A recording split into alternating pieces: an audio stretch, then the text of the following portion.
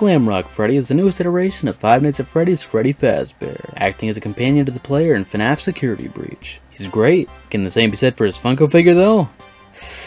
Let's talk about that, superstars. You are my superstar. Straight away you can see that this thing is far from the stunning robotic superstar he is in-game. Actually, he almost looks like a fake bootleg product or even an in-universe piece of merchandise that's meant to be a gag. I am sorry.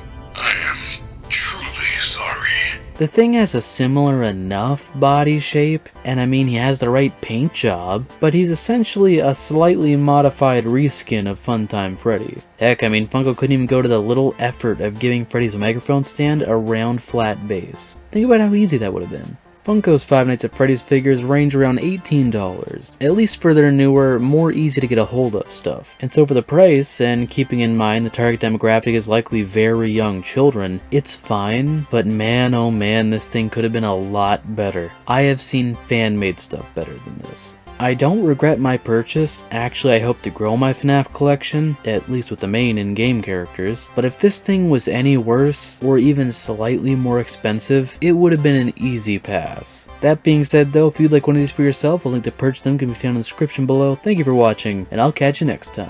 Have a nice day. You are Looking for more horror fun? You're goddamn right. Then check out the VHS comic book series, a parody of the horror genre that follows the lives of three teens as they fight to survive a horror movie, where every day is loaded with blood, boobs, and buds. The first 2 issues can be found in the description below.